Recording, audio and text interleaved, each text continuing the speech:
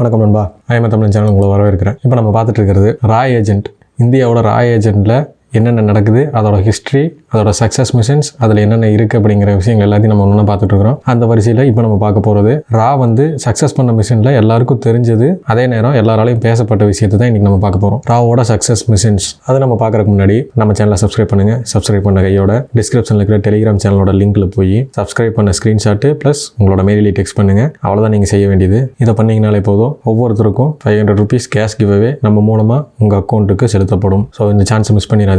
ரெகுலராக நம்ம சேனலை ஃபாலோ பண்ணுங்க. ஓகே, வாங்க இப்போ நம்ம வீடியோக்குள்ள போகலாம். இந்தியாவோட ரா ஏஜென்ட்டை பற்றி இதுக்கு முன்னாடி ஹிஸ்ட்ரி பற்றின ஒரு வீடியோ நம்ம சேனலில் போஸ்ட் பண்ணியிருக்கிறோம். அதோட செகண்ட் பார்ட் தான் இது. இதில் நம்ம என்ன பார்க்க போகிறோம்னா, இந்தியன் ரா ஏஜென்ட் செஞ்ச சக்ஸஸ்ஃபுல் மிஷன்ஸ் என்னென்ன அப்படிங்கிறத பார்க்க போகிறோம். அதில் ஒரு 5 மிஷன்ஸை நம்ம செலக்ட் பண்ணி வச்சிருக்கோம். அது என்னென்ன மிஷன்ஸ்னா, இந்தியா சுதந்திரம் அடைஞ்சதுக்கப்புறம் பங்களாதேஷ்க்கும் பாகிஸ்தானுக்கும் ஒரு பிரச்சனை வந்துச்சு. அந்த டைமில் பங்களாதேஷ்க்கு நம்ம ஃபுல் சப்போர்ட் கொடுத்து பங்களாதேஷை தனி நாடாகவே அறிவிக்கிறதுக்கு நம்ம முழு ஒத்துழைப்பு கொடுத்தோம். அது என்னென்னு பார்க்க போகிறோம். ரெண்டாவது, மாலத்தீவ்ஸில் நடந்த பிரச்சனையப்போ நம்ம அவங்களுக்கு ஃபுல் சப்போர்ட் கொடுத்து மாலத்தீவ்ஸையும் நம்ம காப்பாற்றி கொடுத்தோம். மூணாவது, நியூக்ளியர் வெப்பன், அதாவது அட்டாமிக் பாம் டெஸ்ட்டில் இந்தியா எந்த அளவுக்கு அதில் சக்ஸஸ்ஃபுல்லாக இருக்குது, அதில் ராவோட பங்கு என்னென்னு அப்படிங்கிறத பார்க்க போகிறோம். ஃபோர்த் ஒன், பாகிஸ்தானோட நியூக்ளியர் டெஸ்ட்டை இந்தியா ரா எப்படி அதை கண்டுபிடிச்சி அதை தடுத்தாங்க அப்படிங்கிறதையும் பார்க்க போகிறோம். அண்ட் ஃபைனலி ஃபிஃப்த் ஒன் இந்தியாவோட ரா ஏஜென்ட் பாகிஸ்தானில் ஆர்மியில் ஜாயின் பண்ணி அங்கே ஒரு மேஜராகவே வளர்ந்துருக்காரு. ஸோ அதுலேருந்து எல்லாத்தையும் நம்ம ஒன் பை ஒன்னாக நம்ம பார்க்க போகிறோம். இப்போ ஃபர்ஸ்ட் என்ன பார்க்க போகிறோம்னா, பங்களாதேஷ். அந்த பங்களாதேஷ்ல என்ன பிரச்சனை நடந்துச்சு அப்படிங்கிறத பற்றி ஃபுல்லாக பார்க்க போகிறோம். 1947 இந்தியா சுதந்திரம் அடைஞ்சதுக்கப்புறம்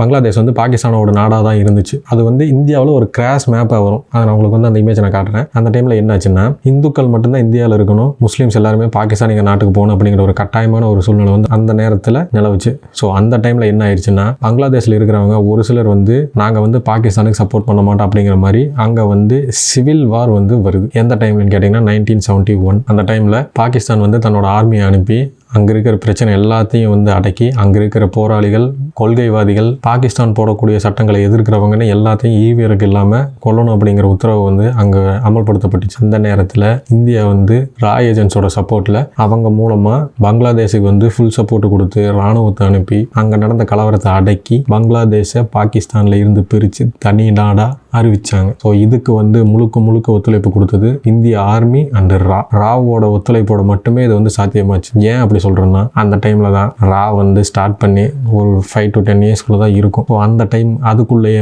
இவங்க இவ்வளோ பெரிய சாதனை செஞ்சுருக்காங்க. அதோட இப்போ வரைக்கும் பங்களாதேஷுக்கு நம்ம நாடு ரொம்பவுமே ஒரு நட்பு நாடாக தான் இருக்காங்க. நல்ல ஒரு ஃப்ரெண்ட்ஷிப்பில் தான் இருக்காங்க, ஒரு பாண்டிங். அதுக்கு காரணம் அவங்க நாட்டை அவங்களுக்கே நம்ம திருப்பி கொடுத்தது தான். அண்ட் இன்ஃபேக்ட் இந்த போர் நடந்துகிட்டு இருந்த சமயத்தில் பாகிஸ்தானில் இருந்த ரா உளவாளிகள்னாலையும் பங்களாதேஷ்குள்ள இருந்த ரா உளவாளிகள்னாலையும் கிடைக்கப்பட்ட தகவல்கள் மூலமாக மட்டுமே இந்த போர் நிறுத்துறதுக்கு சாத்தியமாச்சு. ஸோ இது வரலாற்றில் மிக முக்கியமான ஒரு இன்சிடென்ட்டாக எல்லாத்தினாலையும் கருதப்படுது. ஏன்னா ஒரு நாட்டையே நம்ம திருப்பி கொடுத்துருக்குறோம். ஸோ இது ஒரு முக்கியமான ஒரு மிஷன், சக்ஸஸ்ஃபுல் மிஷனாக தான் இதை பார்க்குறாங்க. இப்போ நம்ம ரெண்டாவதாக பார்க்க போகிறது மாலத்தீவ்ஸ். அங்கிருந்த பிரச்சனையில் எப்படி ரா சப்போர்ட் பண்ணிச்சு, அதை எப்படி மீட்டெடுத்தாங்க அப்படிங்கிறத இப்போ நம்ம பார்க்க போகிறோம். 1988 மாலத்தீவ்ஸில் ஒரு பிரச்சனை நடக்குது. அங்கே இருக்கிற பிரசிடென்ட்டுக்கு இலங்கையில் இருக்கக்கூடிய பிஸ்னஸ் மேன்ஸ்னாலையும் அங்கே இருக்கிற புரட்சியாளர்கள்னாலையும் மாலத்தீவ்ஸை அவங்களோட கட்டுப்பாட்டுக்குள்ளே எடுத்துக்கணும் அப்படிங்கிற காரணத்துக்காக அங்க ஒரு சிவில் வார் மாதிரி அங்க ஒரு பிரச்சனையை உருவாக்குறாங்க. அந்த டைம்ல அது ரொம்ப பெரிய பிரச்சனையா நடக்குது. இன்ஃபேக்ட் மாலத்தீவ்ஸ் இலங்கை கண்ட்ரோலுக்கு போற அளவுக்கு பிரச்சனை நடந்துச்சு. ஸோ இப்போ மாலத்தீவ்ஸ்ல சில பிரச்சனைகள் நடந்துட்டு இருக்குது. நீங்க ரீசெண்டா கேள்விப்பட்டிருப்பீங்க, நம்ம கூட நட்பு நாடா இருந்த மாலத்தீவ்ஸ் சீனா கூட நிறைய அக்ரிமெண்ட்ஸ் போட்டு அவங்களுக்கு ஃபுல் சப்போர்ட் பண்ண மாதிரி ஒரு பிரச்சனை நடந்துச்சு. அந்த டைம்ல நம்ம பிரைம் மினிஸ்டர்லாம் அங்க நிறைய பிரச்சனைகளை ஃபேஸ் பண்ணி அந்த இதெல்லாம் ஷார்ட் அவுட் பண்ணி இப்போ பழைய நிலைமைக்கு வந்துகிட்டு இருக்குது கொஞ்சம் கொஞ்சமா. இன்ஃபேக்ட் 1988 என்ன நடந்துச்சுன்னு கேட்டீங்கன்னா, 1988 அந்த புரட்சிக்காரங்க கிட்டத்தட்ட மாலத்தீவ்ஸோட பிரசிடென்ட்டையே கொள்கிற அளவுக்கு அங்கே பிரச்சனைகள் ரொம்ப மும்பரமாக போச்சு. அந்த டைமில் நம்ம இந்தியன் ராவோட ஹெல்ப்போட இந்தியன் ஆர்மி ஃப்ளைட்டில் போய் கிட்டத்தட்ட 40-50 பெட்டாலியன் வரைக்கும் இருக்கலாம்னு சொல்கிறாங்க. அந்த அளவுக்கு ஆர்மி அங்கே அனுப்பப்பட்டு அங்கே இருக்கக்கூடிய புரட்சியாளர்களையும் அங்கே இருக்கக்கூடிய பிஸ்னஸ் மேன்ஸ்னால ஏற்பட்ட பிரச்சனைகள் எல்லாத்தையும் கம்ப்ளீட்டாக ஷார்ட் அவுட் பண்ணி அந்த மாலத்தீவ்ஸை திரும்ப அந்த நாட்டோட பிரசிடென்ட்டுக்கிட்டேயே திரும்ப ஒப்படைக்கிறாங்க. இதுலேயும் ராவோட பங்கு மிக மிக மிக மிக மிக அதிகம். ஏன்னா 1988 அந்த டைமில் நம்மளே ஒரு வளர்ந்து வரும் நாடு தான். ஸோ அந்த டைமில் நம்ம இன்னொரு நாட்டுக்கு நம்ம ஆர்மி அனுப்பி ஹெல்ப் பண்ணுறோம் அப்படிங்கிறதுல ரொம்ப பெரிய விஷயம் தான். ஸோ இதுவும் வரலாற்றில் மறக்க முடியாத, அழிக்க முடியாத ஒரு சக்ஸஸ் மிஷனாக தான் பார்க்கப்படுது. இப்போ அடுத்து நம்ம எந்த மிஷனை பார்க்க போகிறோம்னா, நியூக்ளியர் டெஸ்ட். இந்தியாவில் நடந்த நியூக்ளியர் டெஸ்ட்டில் ராவோட பங்கு என்ன அப்படிங்கிறத தான் பார்க்க போகிறோம். இன்ஃபேக்ட் இந்த 1974 காலகட்டத்தில் இந்தியா நிறைய நியூக்ளியர் டெஸ்ட்டை நடத்தியிருக்குது. இன்ஃபேக்ட் ஒரு 4-5 வரைக்கும் நடத்தியிருக்கு. இருக்கு. ஆனால் இந்த நியூக்ளியர் டெஸ்ட் எதுவுமே அமெரிக்காவுக்கும் வேற எந்த நாடுகளுக்கும் தெரியாமல் பண்ணணும் அப்படிங்கிறது தான் இதில் பெரிய ஒரு சிக்கல். ஏன்னா அமெரிக்கா வந்து நியூக்ளியர் டெஸ்ட்டை 2ஆம் உலகப் போர்லயே பயன்படுத்தினாங்க. அவங்க தான் உலகத்திலேயே முதல்ல நியூக்ளியர் பாம்பை கண்டுபிடிச்சவங்க. ஸோ அவங்க தான் பலமான நாடாக இருக்கணும், அவங்களை எதிர்த்தா இந்த குண்டை போட்டு அவங்கள வந்து கொன்னுருவோம் அப்படிங்கிற அந்த ஒரு பயத்தை வந்து எல்லாத்துக்கிட்டையும் இருக்கணும் அப்படிங்கிறதுக்காக இதுக்காகவே வந்து ஒரு சட்டத்தை போடுறாங்க. உலகத்தில் எந்த நாடும் நியூக்ளியர் டெஸ்ட் பண்ணக்கூடாது, நியூக்ளியர் பாம்பு வச்சுக்க கூடாது அப்படிங்கிற மாதிரியான சட்டங்களையும் நிறைய அவங்க வந்து சொல்றாங்க. ஸோ அந்த டைம்ல நம்மகிட்டே ஒரு நியூக்ளியர் பாம்பு இருக்கணும் அப்படிங்கிறதுக்காக நம்ம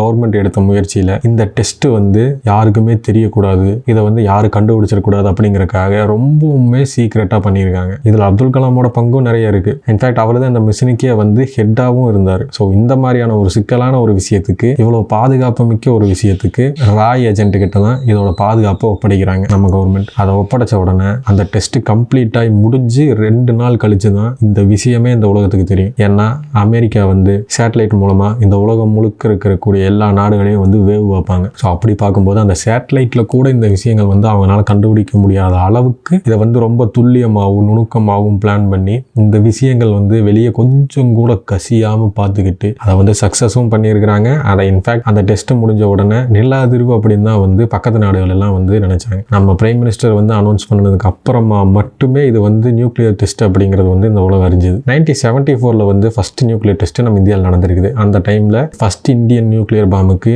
அமெரிக்கா வச்ச பேர் வந்து கிருஷ்ணா. ஆனால் 1974 நடந்த அந்த ப்ராஜெக்ட்டுக்கு நம்ம இந்தியா வச்ச பேர் ஸ்மைலிங் புத்தா. ஸோ இந்த அளவுக்கு கடினமான ஒரு வேலைகளை செய்யக்கூடியவங்க தான். ஒரு சின்ன விஷயம் கூட வெளியே கசியக்கூடாது அப்படிங்கிறதுல ரொம்பவுமே நுணுக்கமாக இருப்பாங்க. இந்த விஷயத்த அவங்க கிட்ட ஒப்படைச்ச நாளில் இருந்து அவங்க போட்ட பிளான் படி தான் எல்லாமே நடந்திருக்கு. ஸோ அதனால தான் இந்த விஷயங்கள் வந்து சாத்தியமாக இருக்குது. இன்ஃபேக்ட் அவங்க அந்த அளவுக்கு துல்லியமாக பிளான்ஸ் போட்டிருக்காங்க. ஸோ அடுத்து நம்ம பார்க்க போகிறது இந்தியன் ராய் ஏஜென்ட்ஸ் வந்து பாகிஸ்தானுக்குள்ள ஊடுருவி அங்கே இருக்கிற நியூக்ளியர் டெஸ்ட்டை எப்படி தடுத்தாங்க, எப்படி அதை வந்து கண்டுபிடிச்சாங்க அப்படிங்கிறது தான். நம்ம இந்தியன் ராய் ஏஜென்ட்ஸ் வந்து பாகிஸ்தானுக்குள்ள ஊடுருவாங்க. என்ன காரணத்துக்காகன்னு கேட்டீங்கன்னா, பாகிஸ்தான்ல இந்த மாதிரி நியூக்ளியர் டெஸ்ட் நடக்க போகுது, அதுக்காக அவங்க வந்து ஒரு சீக்ரெட்டான ஒரு இடத்த வந்து செலக்ட் பண்ணி அங்க வந்து ஒரு ஸ்டேஷனை பில்ட் பண்ணி அங்க வந்து இந்த டெஸ்ட்டுக்கு உண்டான ப்ரிப்பரேஷன் நடந்துகிட்டு இருக்கு அப்படிங்கிற விஷயத்தை வந்து அங்க இருக்கக்கூடிய ராய் ஏஜென்ட்ஸ் மூலமா நம்மளுக்கு கிடைச்ச உடனே நம்ம ரா வந்து உடனடியாக ஒரு முடிவெடுத்து இதுக்குன்னே ஸ்பெஷலா ஒரு டீமை வந்து பாகிஸ்தானுக்குள்ள ஸ்பை பண்றதுக்காக உள்ள அனுப்புறாங்க. ஸோ அவங்க உள்ள போன உடனே அவங்களால வந்து இந்த ஸ்டேஷனுக்குள்ள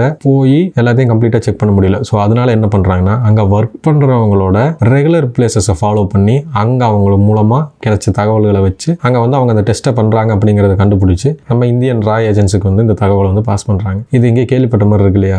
எஸ், இந்த காப்பான் படத்துல வந்து இந்த விஷயங்களை தான் வந்து ரெஃபரன்ஸா வச்சிருப்பாங்க. இந்த மிஷனுக்கு வந்து நிறைய பேர் வந்து பயன்படுத்தப்பட்டிருக்காங்க. அது சக்சஸ்ஃபுல் ஆயிருக்கு. ஸோ இந்த விஷயத்தை வந்து தெரிஞ்சுக்கிட்டதுக்கு அப்புறம் இந்தியன் கவர்மெண்ட் வந்து உலக நாடுகள் மத்தியில் இந்த மாதிரி வந்து பாகிஸ்தான் வந்து நியூக்ளியர் டெஸ்ட் நடத்துறாங்க, இதை வந்து நீங்க வந்து கவனிக்கணும், பார்க்கணும், இதை வந்து நீங்க தடுக்கணும் அப்படிங்கிற மாதிரியான ஒரு முக்கியமான ஒரு அழுத்தத்தை கொடுத்து அந்த டெஸ்ட்டையே வந்து நடக்கக்கூடாத அளவுக்கு. ஸோ இப்போ புரிஞ்சிருக்குன்னு நினைக்கிறேன் இந்தியன் ராய் ஏஜென்சி எந்த அளவுக்கு திறமையானவங்க, அவங்க வந்து எந்த அளவுக்கு முக்கியமான மிஷன்ஸுக்கு அவங்கள வந்து பயன்படுத்துறாங்க. ஸோ அவங்க வந்து எந்த அளவுக்கு முக்கியமான மிஷன்ஸ்ல வந்து இன்வால்வ் ஆகுறாங்க, எவ்வளவு சீக்ரெட்டான மிஷனா இருக்கு அப்படிங்கிறது எல்லாமே வந்து இப்போ உங்களுக்கு புரிஞ்சிருக்குன்னு நினைக்கிறேன். அண்ட் ஃபைனலி நம்ம லாஸ்டா பார்க்க போறது இந்தியன் ராய் ஏஜென்ட் பாகிஸ்தானுக்குள்ள எப்படி போனாரு, அவர் அங்க போய் எப்படி பாகிஸ்தான் ஆர்மியோட மேஜர் ஆனார் அப்படிங்கிறத பார்க்க போறோம். இன்ஃபேக்ட் இதை வந்து நான் வந்து சின்னதாக ஒரு 2-3 லைன் மட்டும் சொல்றேன், ஒரு இன்ட்ரோ மாதிரி கொடுக்குறேன். இதை பத்தி தனியாக நம்ம ஒரு வீடியோ அடுத்து நம்ம மேக் பண்ண போறோம். ஏன்னா அவ்வளோ இன்ட்ரெஸ்டா இருக்கும் அந்த ஸ்டோரி. ஸோ அது சம்பந்தமான ஒரு சில ஹிண்ட்ஸ் மட்டும் நான் இந்த வீடியோவில் நான் உங்களுக்கு வந்து கொடுக்குறேன். இவர் வந்து தன்னோட 23 வயசுல பாகிஸ்தானுக்குள்ள போனவர் 10 வருஷத்துல மேஜரா வந்து பதவி உயர்வு பெற்று அங்க இருக்கக்கூடிய முக்கியமான ஒரு பொறுப்புக்கு அவர் வளர்றாரு. வளர்ந்த உடனே அங்கிருந்து நிறைய முக்கியமான தகவல்கள், அறியப்படாத தகவல்கள், ரொம்ப சீக்ரெட்டான விஷயங்கள் எல்லாத்தையுமே வந்து அவர் மூலமா இந்தியன் ராய் ஏஜென்ட்டுக்கு பாஸ் பண்ணப்படுது. ஸோ அப்படி இருக்கிற ஒரு சூழ்நிலையில எல்லாமே கரெக்டாக போயிட்டு இருக்கும்போது ஒரு கட்டத்தில் நம்ம ராய் ஏஜென்ட்ஸ் வந்து அவரை கான்டாக்ட் பண்ணணும் அப்படின்னு நினைச்சு அவங்க செஞ்ச ஒரு வேலையில அவர் வந்து சிக்கிடுறாரு. சிக்கின உடனே அவரை பாகிஸ்தான் கவர்மெண்ட் லாக் பண்ணி அவருக்கு வந்து மரண தண்டனை கொடுத்து அந்த தண்டனையை அப்பீல் மேல்முறையீட்டு மூலமா அவர் வந்து ஆயுள் தண்டனையா மாத்தி 16 வருஷம் பாகிஸ்தான் ஜெயில மட்டுமே கழிச்சிருக்காரு. ஒரே ஜெயில் கிடையாது, அதுவும் பல ஜெயில்களுக்கு பல நேரங்கள்ல மாத்தி அவரை வந்து இடம் மாத்தி வச்சிருந்து 16 வருஷம் கழிச்சு அவர் சாகிற வரைக்கும், இன்ஃபேக்ட் அவர் இறந்தது கூட பாகிஸ்தான்ல தான், அவர் பாடி கூட இந்தியாவுக்கு இல்லை. அந்த அளவுக்கு இந்தியாவுக்காக உழைச்சு உயிர் தியாகம் பண்ணவரை பத்தி நம்ம கம்ப்ளீட்டா ஒரு வீடியோல பேசுவோம். இவருக்கு வந்து ஒரு நிக்நேமும் இருக்கு, பிளாக் டைகர், கரும்புலி அப்படின்னு சொல்லி ஒரு நிக்நேமும் வந்து வச்சிருக்காங்க. இப்போ வரைக்கும் இந்தியன் ராய் ஏஜென்சில நிறைய ஏஜென்ட்ஸ் வந்து வந்து திறமையானவங்களாகவும் முக்கியமானவங்களாகவும் பார்த்தாலும் த பெஸ்ட் அப்படிங்கிறதுல இவர் பேர் தான் ஃபர்ஸ்ட்ல இருக்கு. அதுக்கு காரணம் இவர் செஞ்ச சாதனைகள் தான். இந்த வீடியோ பொறுத்த வரைக்கும் நம்ம இந்தியன் ரா செஞ்ச சக்சஸ்ஃபுல் மிஷின்ஸ்ல 5 மிஷினை பார்த்துருக்கோம். அந்த 5 மிஷின்ஸ்லையும் ஒரு பர்டிகுலரான ஒரு விஷயத்த அந்த பாகிஸ்தான் மேஜர் ஆனார் பார்த்தீங்களா, அவரை பற்றின ஒரு வீடியோ வந்து நெக்ஸ்ட் நான் வந்து நான் உங்களுக்கு அதை வந்து டீட்டெயிலாக மேக் பண்ணி நான் உங்களுக்கு வந்து போஸ்ட் பண்ணுறேன். இந்த சக்ஸஸ்ஃபுல் மிஷின்ஸ்லாம் வந்து நான் வந்து ஒன்லைனாக தான் சொல்லியிருக்கிறேன். ஏன் ஒன்லைனாக சொல்லியிருக்கேன்னு கேட்டிங்கன்னா, இதை பற்றின கம்ப்ளீட் டீட்டெயில்ஸ் எங்கேயுமே கிடைக்கல. இன்ஃபேக்ட் இது வந்து ரொம்பவே சீக்ரெட்டான மிஷின். அதே நேரம் இந்த சக்ஸஸ் மிஷின்ஸை பற்றின விஷயங்களில் வந்து சக்ஸஸ் ஆனது மட்டுமே வந்து உலகறிஞ்சிருக்கு. பட் அது எப்படி சக்ஸஸ் ஆனாங்க அப்படிங்கிற விஷயத்தை வந்து யாருமே எங்கேயுமே வந்து எக்ஸ்பிளைனாக சொல்லலை. அதே நேரம் இவங்க வந்து இவங்களோட தகவல்களையும் இவங்களோட பிளான்ஸையும் யாருக்கும் தெரிவிக்க வேண்டிய அவசியம் கிடையாது அப்படிங்கிறது தான் நம்ம இந்திய நாட்டோட சட்டம். ஸோ அதில் வந்து இவங்க ரொம்பவுமே வந்து கான்சியஸாக இருக்காங்க. அதனால் இந்த விஷயத்துக்கு உண்டான இந்த மிஷின்ஸ் உண்டான தகவல்கள் எதுவும் யாருக்கும் தெரியலை, முழுசாக தெரியலை. நானும் உங்களுக்காக வந்து நிறைய தேடினேன், எதுவுமே கிடைக்கல. ஸோ கிடைச்சதை வச்சு நான் உங்களுக்கு இந்த விஷயங்கள் நான் வந்து சொல்லியிருக்கிறேன். இது நிறைய பேருக்கு தெரிஞ்சிருக்கலாம், நிறைய பேருக்கு தெரியாமல் இருக்கலாம். தெரியாத உங்கள் ஃப்ரெண்ட்ஸ் எல்லாருக்குமே வந்து இதை ஷேர் பண்ணுங்க. அவங்களும் நம்ம இந்தியாவில் இருக்கக்கூடிய ஏஜென்ட்ஸ் வந்து எந்த அளவுக்கு தன்னோட உயிரை தியாகம் பண்ணி இந்த நாட்டை வந்து காப்பாற்றுறாங்க அப்படிங்கிற விஷயங்கள் அவங்களும் தெரிஞ்சுக்கிட்டோம். இந்த வீடியோ உங்களுக்கு பிடிச்சிருந்துச்சுன்னா லைக் பண்ணுங்க, சப்ஸ்கிரைப் பண்ணுங்க, உங்கள் ஃப்ரெண்ட்ஸ் அண்ட் ஃபேமிலிக்கு ஷேர் பண்ணுங்க.